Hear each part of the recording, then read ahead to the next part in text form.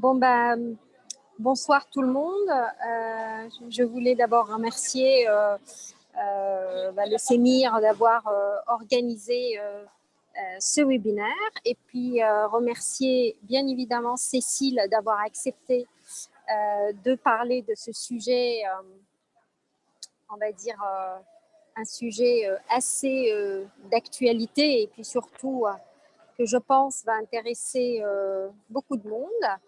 Et puis, là, voilà, Caroline, qui est normalement la modératrice de la session qui arrive. Bonjour. Donc, bonjour, donc Cécile Aubron, qui est PUPH en médecine intensive réanimation à l'hôpital de Brest, et Caroline Hofberlemont, qui est réanimatrice à l'hôpital Georges Pompidou en médecine intensive réanimation.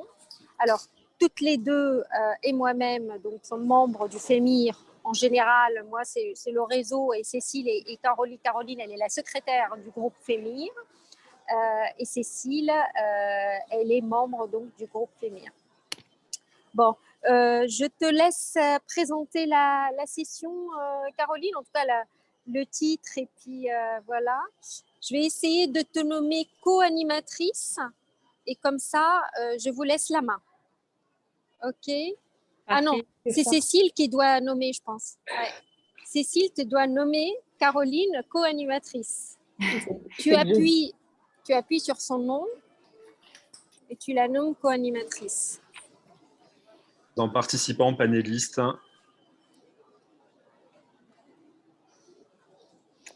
Donc moi, j'ai animateur ou co-hôte. Co-hôte, ouais, voilà, c'est ça. Okay. C'est là, non. Bon, allez, je vous suis tranquillement, silencieusement. Merci beaucoup. Merci beaucoup. Bon webinaire. Merci. Bonjour Alpha. Bonjour à toutes et à tous. Bonjour Cécile.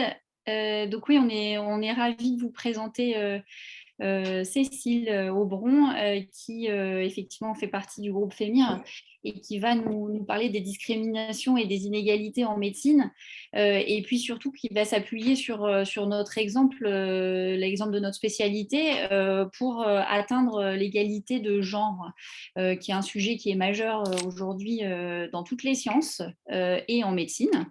Et on est assez fiers d'être plutôt promoteurs et promotrice en MIR et novateur sur ce sujet.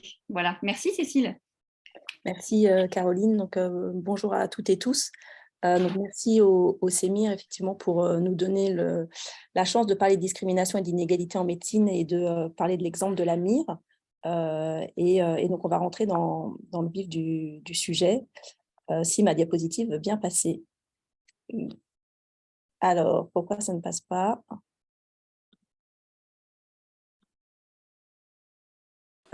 Caroline. Tu as partagé l'écran ? Ouais. Ah, c'est bon. Ok, donc j'ai comme conflit d'intérêt d'être membre du groupe FEMIR.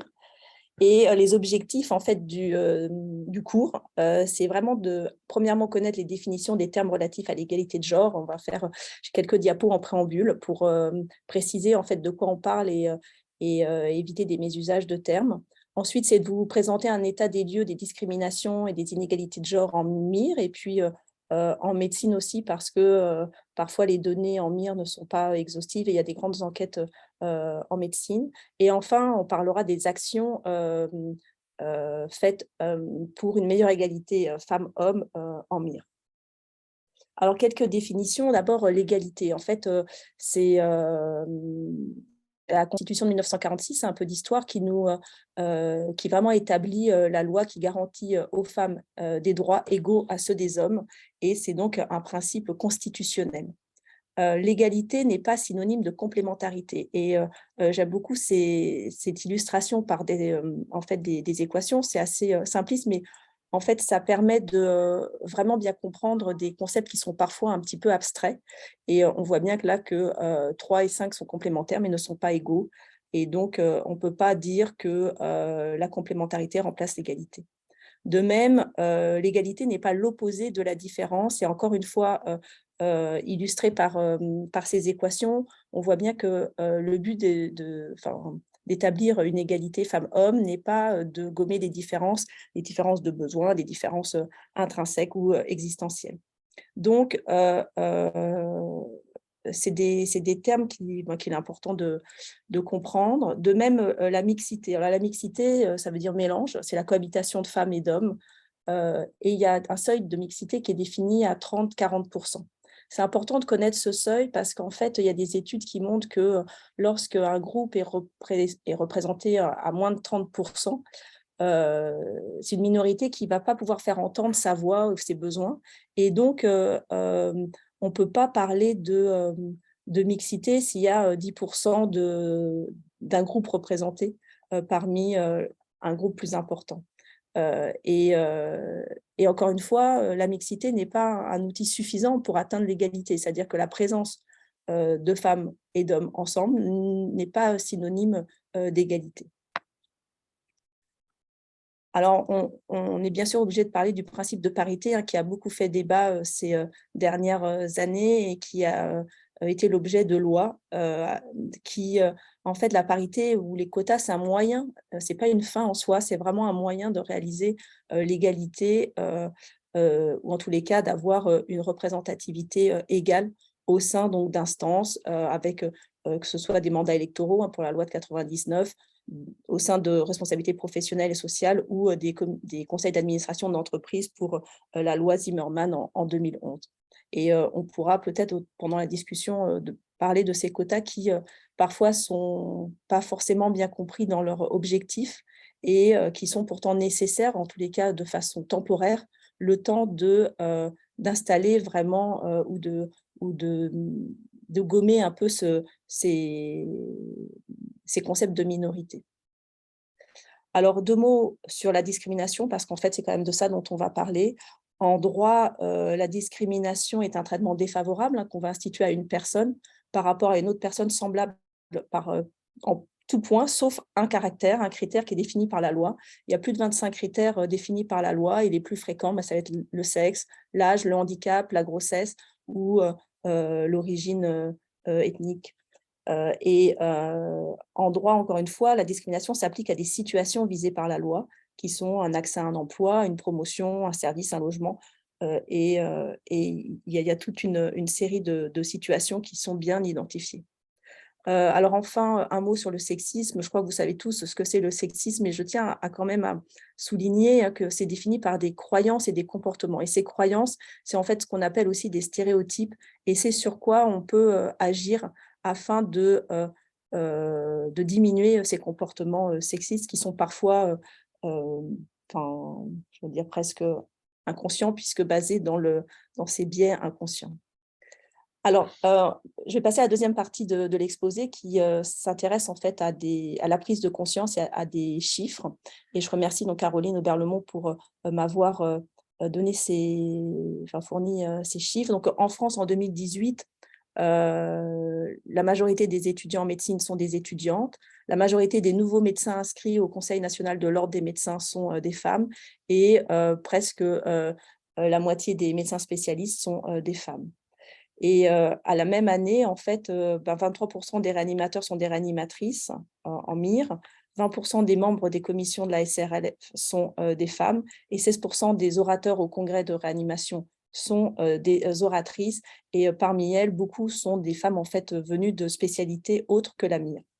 En 2018, il y a moins de 8% des PUPH de médecine intensive en réanimation qui sont MIR, et tout ceci dresse un tableau finalement d'une spécialité médicale qui a le plus faible taux de femmes médecins. Et force est de constater, donc, ayant fait ce constat, on est amené à réfléchir en fait aux causes et aux conséquences de cette sous-représentativité des femmes. Alors, quelques données démographiques qui sont fournies donc, par le CEMIR et notamment par une enquête très exhaustive que réalise Christophe Guiton et donc Stéphane Hermann, président du CEMIR, de façon assez récurrente. Donc, dans le semestre 2020-2021, en fait, 30% des réanimateurs sont des réanimatrices. Et on voit sur la pyramide des âges que ce sont essentiellement des personnes de moins de 40 ans. on peut dès à présent pointer le fait que parmi les chefs de service des réanimations, 12% uniquement sont des femmes.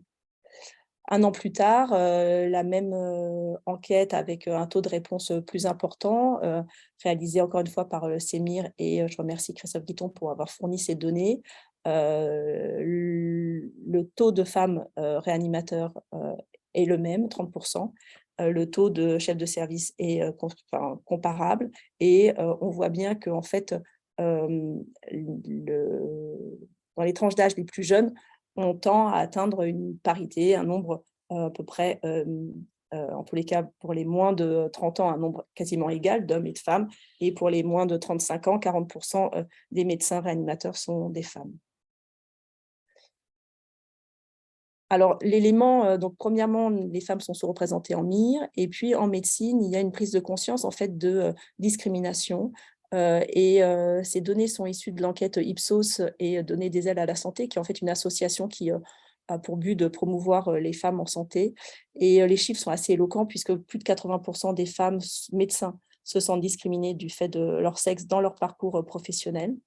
Et 80% des femmes médecins ont déjà été victimes de comportements sexistes, que ce soit des propos ou des gestes inappropriés. Et comparé à l'année précédente, ces chiffres ne sont pas en décroissance. Alors en France, en médecine intensive réanimation, nous avons mené via le FEMIR une étude, en fait une enquête, qui a interrogé les femmes réanimatrices membres de la SRLF, de la Société de réanimation de langue française, et sur les 750 membres, 371 ont répondu, donc on avait un taux de réponse de 50%. À la droite de l'écran, vous avez les caractéristiques de ces femmes, qui sont essentiellement jeunes et pour certaines en couple, pour d'autres célibataires. Ce qui transparaît, c'est qu'en fait, 30% d'entre elles considèrent que le fait d'être une femme est une barrière à leur avancement professionnel, et pour la majorité d'entre elles, 80%, la grossesse est un frein à la carrière professionnelle. C'est aussi dans ces études qu'on peut remarquer que finalement, le harcèlement sexuel et moral est aussi répandu. Alors même si finalement les chiffres que vous voyez, il faut regarder le ratio, puisque c'est une centaine de femmes qui rapportent avoir été humiliées ou avoir été victimes de harcèlement, et parmi elles, donc 50% ont été victimes de harcèlement sexuel, 50% de harcèlement moral. Alors malgré tout ça, finalement, lorsqu'on demande à ces répondantes de quantifier en fait leur qualité de vie, on a une répartition assez étendue de la qualité de vie, et selon si on est optimiste ou pessimiste, on peut considérer que 30% uniquement ont coté leur qualité de vie à 5 ou inférieur à 5 sur une échelle de 1 à 10, et si on est moins optimiste, c'est 46%.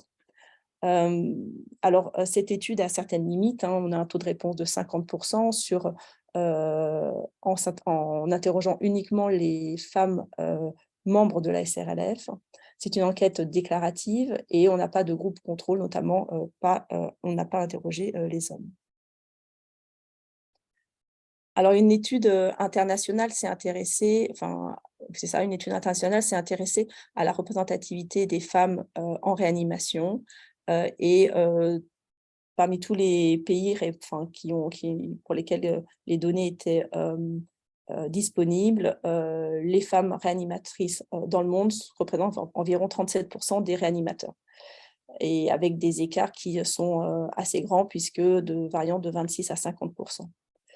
La figure au centre de la diapositive vous montre en fait une étude longitudinale du pourcentage de femmes réanimatrices par tranche par groupe de fonctions. Donc en bleu, ce sont les internes, en violet, ce sont les enseignants, et en orange, ce sont donc les fellows, c'est-à-dire les CCA et jeunes PH.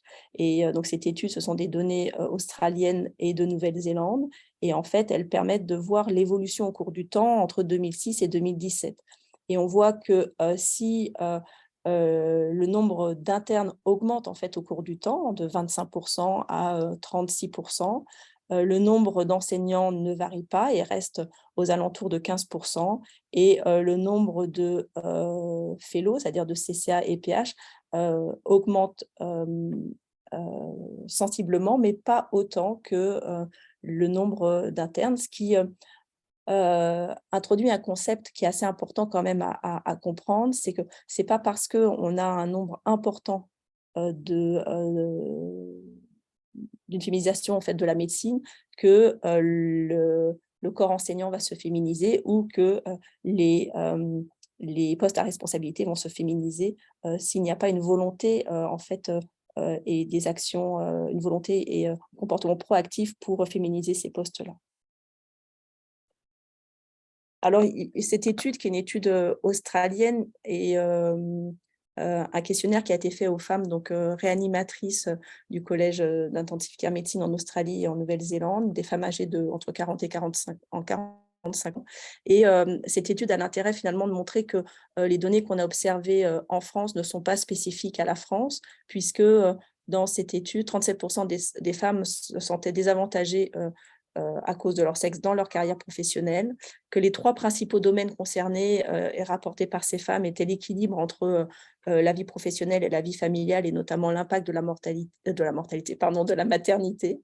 L'autre domaine concerné, c'était le sexisme au travail, auquel devaient faire face ces femmes réanimatrices, et enfin les barrières rencontrées à leur carrière professionnelle. Malgré tout ça, en fait, 80% des femmes interrogées étaient satisfaites et ne regrettaient pas leur choix professionnel. Et je trouve que ça, c'est intéressant parce que c'est un message positif qu'il faut retenir. Alors, est-ce qu'on a d'autres données dans d'autres spécialités? En anesthésie-réanimation en France, on voit que le pourcentage de femmes qui finissent leur internat est environ de 40 à 50% chaque année depuis 2004, avec des variations donc, selon les années, mais c'est une spécialité qui est fortement féminisée finalement, relativement féminisée depuis plusieurs décennies. Et on voit bien que cette féminisation n'est pas accompagnée, en tous les cas, lorsqu'on s'intéresse au comité scientifique de la Société française d'anesthésie et réanimation, d'une représentativité importante des femmes, même si encore on a un signal qui est assez positif, puisque sur les 5 dernières années, où on a une tendance à une féminisation du comité scientifique. Alors, bon, il faut quand même pondérer mes propos, puisque en anesthésie et réanimation, uniquement 9% des PUPH sont des femmes, hein, donc ça reste des chiffres très bas. Et dans cette étude, les auteurs rapportaient le nombre de présidents de CME qui étaient des femmes. Alors, c'était, vous voyez, 28% dans les hôpitaux publics et 6% dans les hôpitaux universitaires, ce qui évoque une notion que vous connaissez peut-être, qui est du plafond de verre, c'est-à-dire que l'accessibilité ou la promotion des femmes à des postes à responsabilité est freinée. Il y a vraiment une ségrégation en fait, verticale qui existe. Alors, il y a certaines données dans la littérature qui montrent effectivement que, la promotion de femmes professeurs associés ou professeurs est inférieure à celle des hommes au regard du nombre d'étudiants ou d'étudiantes inscrites en médecine. Donc là, c'est une étude sur plus de 500 000 étudiants en médecine. C'est des données des collèges américains de médecine qui montrent que, premièrement, la proportion donc, de femmes sur les 2 figures de droite qui vont être promues associées professeurs est moins importante que les hommes, et ceci au cours du temps, avec une aggravation en fait au cours du temps. C'est-à-dire que les inégalités qui existaient en 1979 ne se sont pas gommées en 2011, et cette étude en fait illustre bien que le fait d'avoir 50% de femmes étudiantes n'est pas un garant d'avoir 50% de professeurs associés ou de full professeurs. Alors, parmi la littérature qui s'intéresse à ces différences, enfin, ces inégalités de genre, il y a toute une littérature sur l'authorship. Donc, c'est intéressant de voir que, alors, enfin, qu'il y a une différence. En fait, il y a moins de femmes premières ou dernières auteurs, et ce, quelles que soient les spécialités concernées. Cette figure, en fait, vous montre la relation entre la proportion de femmes premières auteurs et la proportion de femmes dernières auteurs. Donc, il y a 2 informations importantes. Premièrement, que cette proportion en fait, de femmes premières auteurs ou dernières auteurs, vous voyez pour la cardiologie, entre 25% et 30%, pour les maladies infectieuses et aux alentours de 40-50%, et puis pour la gynécologie et l'obstétrique est beaucoup plus étalée. C'est le premier message. Et le deuxième message, c'est qu'en fait, la proportion de femmes premières auteurs est directement proportionnelle à celle de femmes dernières auteurs. Et ceci est un élément important parce que ça met en avant l'hypothèse en fait, du rôle modèle, par exemple, ou déterminant, qu'il faut essayer de comprendre et, afin de pouvoir agir en fait, et, favoriser une meilleure représentativité des femmes dans la littérature scientifique. Alors, dans cette étude, lorsque on ajustait, enfin, les auteurs ajustaient la la chance d'être, ou la chance ou le fait d'être premier auteur pour une femme sur des facteurs confondants, le seul facteur qui sortait de façon significative était la proportion de femmes éditrices dans le comité éditorial du journal. L'impact factor du journal n'était pas associé au fait d'avoir une femme première auteur, ni le fait d'avoir une éditrice en chef, un éditeur en chef femme, ou une femme dernière auteur. Et ça, c'était essentiellement pour les journaux de maladies infectieuses. Alors, en réanimation, on a quelques données, et vous voyez sur la figure de gauche, dans cet article paru dans la JRCCM, donc il y a maintenant 2 ans, que 20% des femmes dernières auteurs, 20% des dernières auteurs sont des femmes, et un peu plus de 30% des premiers auteurs sont des femmes. Ces chiffres sont aussi marquants par la stabilité au cours du temps, entre 2009 et 2018. Et lorsque les auteurs faisaient un modèle multivarié pour analyser les facteurs associés donc, au fait d'être premier auteur pour une femme, les facteurs qui ressortaient étaient donc le fait d'avoir un senior auteur femme, hein, avec un odd ratio à 1,9, l'année, avec une tendance quand même à une amélioration, le fait de publier des sciences fondamentales, ou de publier en Europe, comparativement avec comme référence les États-Unis. Alors, s'intéresser en fait à la diversité et à des équipes plus inclusives avec une bonne représentativité, enfin une représentativité plus importante des femmes, ou enfin en tous les cas équilibrée, est important parce que il y a un certain nombre de papiers qui montrent une association entre cette diversité et la qualité en fait des travaux, la qualité scientifique des travaux.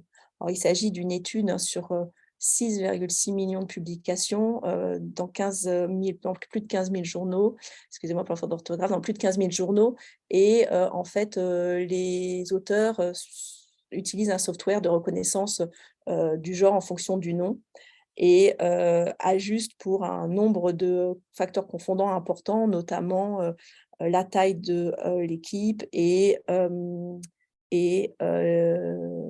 d'autres données qui peuvent impacter donc sur la qualité scientifique, notamment le fait d'avoir des équipes interdisciplinaires ou des collaborateurs internationaux dans les co-auteurs. Alors, ce qui est frappant dans cette étude, c'est que le pourcentage de femmes qui vont publier en sciences augmente au cours du temps, hein, nettement. Donc, c'est un élément important, puisque ça n'apparaissait pas dans les papiers précédents sur les auteurs en critical care. Deuxième résultat marquant, c'est que le caractère innovant des publications est associé à la taille et à la mixité, donc la taille qui varie de 2 à plus de 6 personnes, enfin, ou co-auteurs, et la mixité en rouge, avec un gap qui est d'environ 10%.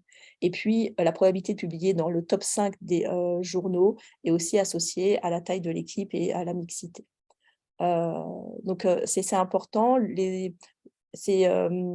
C'est des éléments qui nous font réfléchir, et parmi les autres éléments, les autres résultats notables de ce travail, hein, c'est le fait que lorsqu'on regarde le nombre d'équipes mixtes, en tous les cas, c'est ça, mixtes, on se rend compte que c'est au maximum 60%, ou en 2019, pour les équipes où il y a plus de 6 personnes, 70%.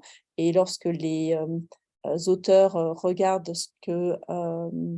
font une analyse statistique pour savoir si ces pourcentages sont ceux qui devraient être attendus en fonction du nombre de membres de l'équipe, on se rend compte que ces pourcentages de mixité en fait sont inférieurs à ce qui est attendu. Donc il y a une représentativité des femmes, et le fait d'avoir des équipes mixtes, c'est-à-dire hommes et femmes, hein, parce que si on prend la non-mixité avec des équipes que femmes, ça ne fait pas mieux que les équipes uniquement d'hommes. Alors, les conséquences des inégalités femmes-hommes en médecine, en fait, si on veut schématiser, c'est corrélé, bien sûr, et intimement lié aux discriminations et violences sexistes. C'est des travail des femmes qui est sous-valorisé, et c'est la sous-représentativité des femmes aux postes à responsabilité. Alors tout ça, ça a pour conséquence une atteinte à un droit constitutionnel, on l'a vu, un impact négatif sur autrui, que ce soit de la souffrance psychique, physique, de la perte de confiance en soi, mais aussi sur autrui, pas uniquement les femmes, mais aussi les hommes, puisque dans l'équipe, ça peut avoir ça a des répercussions. Et puis ça pérennise les inégalités, on va le voir comment avec l'absence de rôle modèle.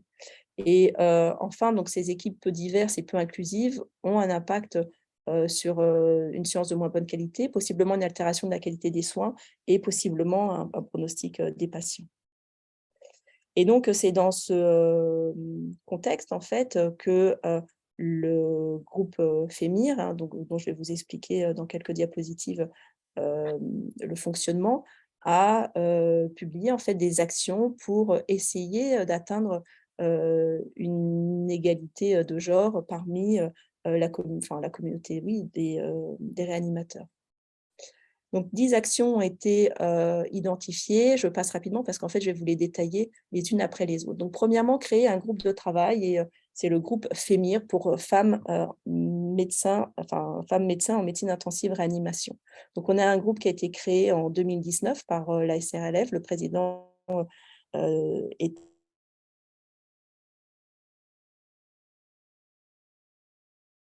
10 femmes, 2 hommes, et il y a 2 invitées permanentes. Il y a aussi un réseau qui est ouvert à tous. Alors, les objectifs de ce groupe, c'est de faire un état des lieux de la condition des femmes réanimatrices et de leur représentativité. Donc, ce qui a été fait avec l'enquête qu'on a menée en 2020, c'est de mieux représenter et d'amplifier la voix des femmes dans la spécialité, c'est d'identifier les opportunités pour promouvoir la parité femmes-hommes, c'est de faire évoluer les organisations afin de les adapter au mieux à une qualité de vie personnelle équilibrée, hein, parce que c'est quand même aussi ça qui ressortait dans l'enquête que nous avions menée, et c'est d'améliorer l'attractivité de la MIR pour les jeunes médecins. Donc, parmi les actions, ça c'est le groupe. La deuxième action, c'est de promouvoir les mentors, et le CEMIR, donc le collège des enseignants de médecine intensive réanimation, s'est engagé à promouvoir donc des enseignantes aux webinaires, des enseignantes aux journées de formation, des intervenantes aux séminaires pédagogiques, et ce pour augmenter la visibilité des femmes mentors et d'identifier les rôles modèles qu'elles peuvent jouer. Le troisième action, c'est l'implémentation de sponsorship qui est le résultat de l'action conjointe de la SRLF. Alors, en 2022, Au sein de la SRLF, on a des quotas pour la parité au sein du conseil d'administration et des commissions de la SRLF. Ceci a été voté par l'ensemble des membres de la SRLF en 2021. Et contrairement aux données qui vous ont été montrées au début de cet exposé sur la représentativité de 20% des membres des commissions de la SRLF sont des femmes, actuellement, on a la parité dans la majorité des commissions, 9 des 11 commissions de la SRLF, et les secrétaires, donc qui sont les responsables de commission, pour plus de la moitié d'entre elles sont des femmes. Le CEMIR a aussi changé ses textes et la parité est de règle au sein de la commission pédagogique du CEMIR. Alors l'autre élément important, on l'a vu, c'est la visibilité et le fait de promouvoir les publications scientifiques des travaux réalisés par des femmes. Et le journal de notre société, qui est Annals of Intensive Care, se positionne clairement pour l'égalité de genre, avec, vous pouvez trouver sur son site ces éléments-là, avec un comité éditorial mixte et l'identification de femmes éditeurs associés de ce journal.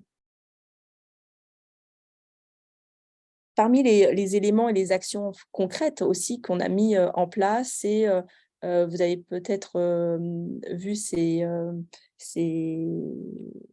la promotion de ces ateliers. C'est des ateliers ou des journées de formation dont le but est de travailler vraiment sur les biais inconscients et notamment l'autocensure qui correspond en quelque sorte au syndrome de l'imposteur que peuvent avoir plus facilement les femmes que les hommes, avec le sentiment de ne pas être légitime. L'autre objectif de ces journées, c'est de reconnaître les stéréotypes qui en fait conditionnent nos comportements, et puis c'est de travailler sur les compétences de leader et sur le leadership. Donc il y a plusieurs journées de formation qui ont été proposées par des experts, et il y en a d'autres à venir.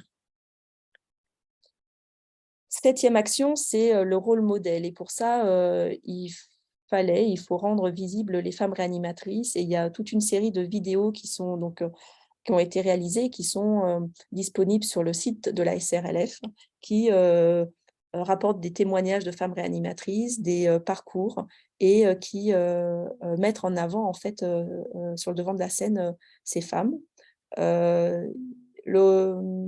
visibilité passe aussi par l'engagement de la commission du congrès médical à promouvoir des intervenantes et des modératrices. Et donc, il y a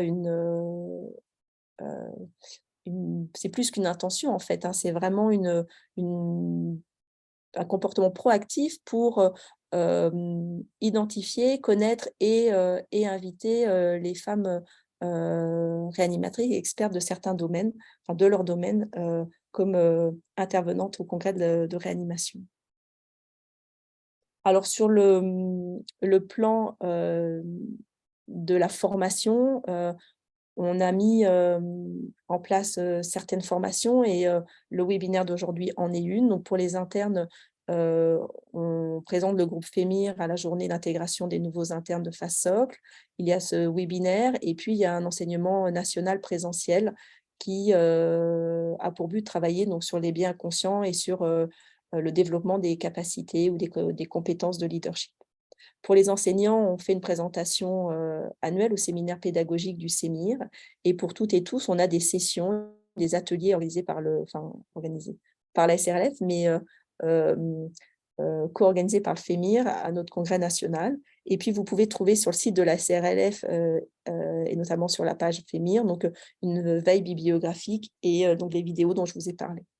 Et donc, l'ensemble de ces éléments permet, premièrement, une prise de conscience des chiffres que je vous ai exposés, et puis permet d'initier une réflexion et de faire connaître les actions en cours. Alors, on a aussi on a développé des travaux de recherche et je vous ai cité donc l'enquête qu'on a réalisée il y a 2 ans. Les actions dont je vous parle sont résumées, sont détaillées plutôt dans une revue publiée récemment dans Annals of Intensive Care. Et puis, on a en cours différents travaux de recherche qui sont premièrement, une étude européenne qui tend à comparer finalement l'impact de la mise en place d'un groupe de femmes, donc telles que le FEMIR, au sein d'une société savante, entre l'ESIG, la société de réanimation espagnole, et la SRLF. On travaille actuellement sur une enquête auprès des chefs de service et des femmes sur le congé maternité et le congé paternité. Quand je dis on, c'est le FEMIR, c'est pas, on vous expliquera peut-être pendant la discussion, travaille aussi sur la prise en charge des femmes patientes, et en comparant la prise en charge des femmes et des hommes en choc cardiogénique au sein du registre French Shock. Et vous avez été sollicité en début d'année dernière pour l'étude Perception MIR qu'on fait auprès des internes, dont le but est de suivre la perception de la MIR au cours de l'internat et de comparer cette perception entre des internes de phase de socle et des internes docteurs juniors. Et je remercie ceux qui ont participé de l'avoir fait, et ceux qui ne l'ont pas fait, de toute façon, seront sollicités dans 1 an et demi. Donc ça, c'est nos activités de recherche, et ça permet d'identifier certaines actions et de travailler pour l'égalité femmes-hommes. On a aussi des connexions avec d'autres réseaux, et notamment le réseau Donner des ailes à la santé, que vous connaissez peut-être, qui est une association dont l'objectif est de promouvoir les femmes en santé d'une façon générale. Des réseaux internationaux. On a animé un atelier pour recréer son propre groupe de femmes médecins au sein d'une société savante, et on travaille en connexion avec des sociologues et d'autres secteurs professionnels.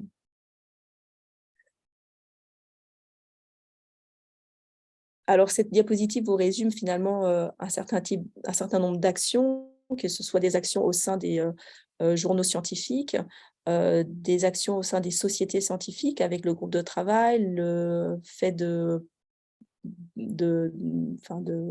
mettre en place des quotas, et puis des actions au sein des conférences, c'est-à-dire avec la publication en fait des pourcentages de femmes intervenantes, ce qui permet de vraiment prendre conscience soit de la sous-représentativité, soit de la bonne représentativité des femmes et des hommes au sein de ces conférences.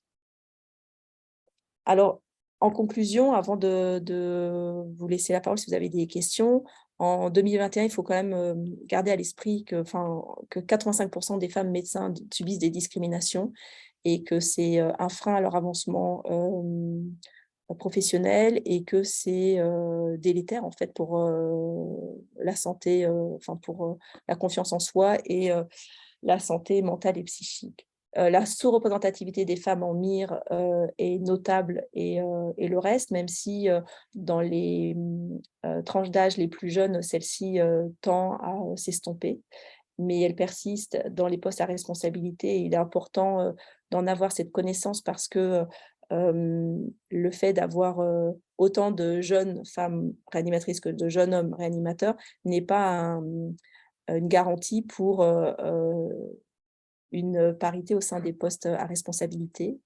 Et donc, un des messages de cet exposé, c'est de ne pas espérer des changements spontanés dus à la féminisation de la médecine. Et enfin, c'est de souligner l'importance d'actions concrètes avec des engagements de la part de toutes et tous. Et j'insiste sur le fait que la SRLF et le CEMIR sont vraiment proactifs dans ces changements, et l'importance du rôle modèle, ce qui est vrai pour tous les comportements, des comportements donc positifs mais aussi négatifs. Je vous remercie de votre attention, et je vais pouvoir répondre à vos questions si vous en avez. Merci beaucoup, Cécile, pour cette présentation très complète. On va laisser rapidement la place aux questions. Je voudrais juste vous inviter, parce que je vois Lancet 2019, Cécile, pour ta citation. C'est un Lancet en fait, qui a été spécifiquement consacré à la gender inequity, donc, et en sciences. Donc, c'est-à-dire que ce numéro spécial de février 2019 est un peu, à mon avis, une pierre angulaire de ce qui se passe actuellement, puisque depuis ce numéro spécial en sciences, il y a beaucoup de publications sur le sujet. Il y en avait déjà pas mal avant, hein, depuis 2015-2016. Mais c'est vrai que là, ça a permis quand même, je pense, une certaine prise de conscience. L'engagement est à souligner, puisque le Lancet est quand même une des revues médicales les plus lues. Donc voilà, c'était un engagement très particulier de la part de ce journal de faire un numéro spécial sur ce sujet-là. Et j'insiste sur le fait que ce numéro se penche sur les sciences, pas seulement sur la médecine, et c'est hyper important. Parce que les problèmes que tu as soulignés, Cécile, sont systémiques. Ça ne concerne pas que la médecine, ça concerne l'ensemble des sciences, hein. Il est cependant plus facile de publier quand on est une femme en sciences fondamentales qu'en médecine.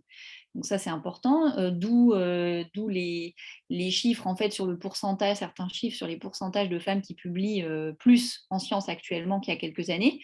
C'est pas la vérité, c'est pas vrai en médecine en fait, c'est d'une manière globale en STEM, comme disent les Américains. Et puis, juste pour souligner une dernière chose, c'est que finalement, l'acceptation des publications, il est prouvé que quand on soumet un papier, quand on est une femme en tant que première auteure, eh bien, les biais inconscients sont à l'œuvre, puisqu'on a moins de chances de publier juste à cause du fait d'être une femme. Et que si on rétablit l'anonymat sur la soumission de nos publications, à ce moment-là, notre travail est jugé au moins égal, voire meilleur que celui des hommes. Donc, c'est deux choses que je voulais souligner avant de donner la parole. Pour l'instant, je n'ai pas de questions sur le... N'hésitez pas à poser vos questions sur le chat. Ouais. Je pense que vous avez peut-être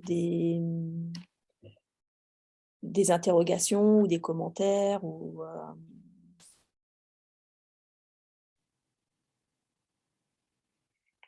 Donc ensuite, on a, enfin, je ne vous l'ai pas mis, mais le groupe Fémir a un compte Twitter très actif, donc auquel vous pouvez rejoindre et être au courant donc, des différentes actions.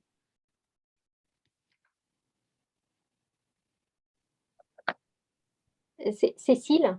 Oui. Ouais, merci beaucoup pour cette présentation, est vraiment très complète, très claire, très pédagogique. J'ai bien aimé la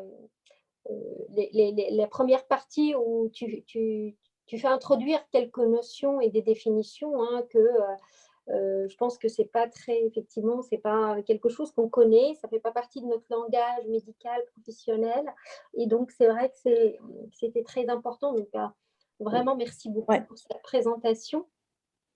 Moi, je voulais dire que juste pour les ateliers qui vont, en tout cas les ateliers, la journée présentielle du Sémir qui, en fait, elle est organisée et prévue pour les A1 en présentiel, je pense au mois d'avril 2023. Elle est bien évidemment, elle est ouverte pour tous les internes. C'est les internes garçons et filles, hommes et femmes. C'est dans un but de sensibiliser tout le monde, parce que c'est pas, il ne faut pas croire que ce sont des choses qui sont adressées aux femmes, puisqu'on vit dans une société où on travaille ensemble et on essaye de faire évoluer donc la discipline ensemble. Et donc, c'est important que et les hommes et les femmes soient représentés et soient présentes dans cette journée. Voilà. Juste, pour l'instant, il n'y a pas de questions, donc je me permets rebondir. Je trouvais, Cécile, que c'était important et que tu le soulignes à plusieurs reprises, que finalement, l'équité et l'égalité, ce n'est pas tout à fait la même chose. Qu'aller chercher l'égalité dans les chiffres, la parité dans les chiffres et notamment par les quotas, ce n'est pas tout à fait la même chose que d'arriver à l'équité, c'est-à-dire à l'égalité des chances. Et ça, c'est une notion qu'il faut, je pense, intégrer assez tôt. Parce que aujourd'hui, aller chercher l'équité, c'est important de se dire que moi, je vais chercher l'équité, c'est pas parce que je veux moi-même être chef de service. Mon objectif est que justement, la personne qui voudrait l'être ait les mêmes chances que celle d'à côté et surtout pas moins de chances parce qu'elle est une femme plutôt qu'un homme. Et ça, c'est une notion, je pense, qu'il faut vraiment intégrer tôt quand on s'intéresse à cette notion, à ces actions-là, parce qu'il y a du boulot sur les deux versants.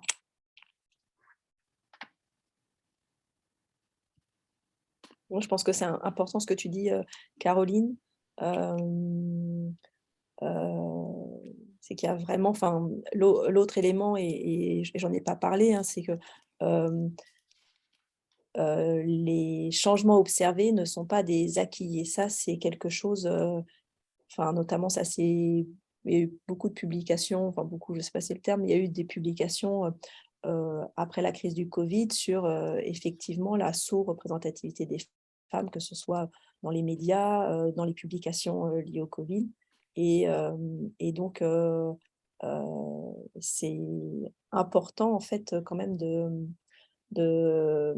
d'avoir aussi cette notion de fragilité, parce que peut-être que ce sera différent dans 20 ans ou 30 ans, mais en tous les cas, actuellement, c'est important d'avoir cette notion aussi, quoi.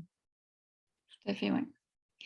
L'autre chose pour les étudiants qui sont des futures chercheuses et chercheurs, il faut bien comprendre que, tu en as parlé, Cécile, l'approche recherche sur les femmes patientes est aujourd'hui essentielle. Et d'ailleurs, elle est soulignée aujourd'hui dans tous les dossiers d'appel d'offres, les dossiers de recherche, que ce soit en médecine ou dans toutes les sciences, depuis le rapport de l'HAS qui avait été diligenté par le gouvernement, qui est sorti en 2020, qui s'appelle Genre et santé. Je vous invite à aller le lire, c'est extrêmement intéressant.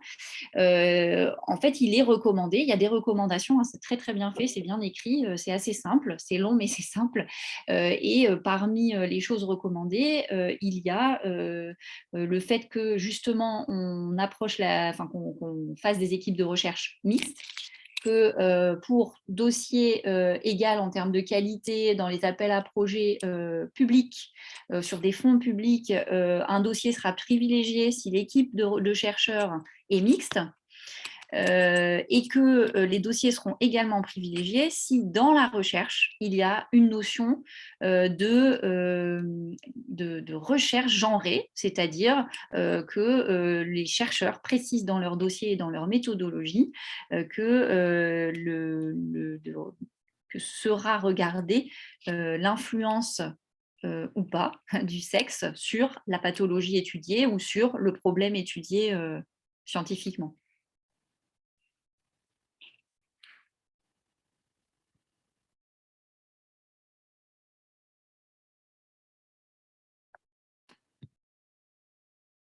Il n'y a pas de questions. On arrive quasi à la fin de ce webinaire. Ouais. Je regarde un petit peu si les étudiants nous remercient, mais il n'y a pas de questions particulières a priori à nous poser. Cécile, un grand merci pour la présentation très très claire. Et excellente soirée à tout le monde. Merci. Je tiens quand même à remercier le FEMIR parce que ce travail est collectif, hein. Moi, j'ai présenté les travaux et les diapos du groupe, donc je pense que c'est important de le souligner. Bonne soirée à tous. Au revoir, bonne soirée.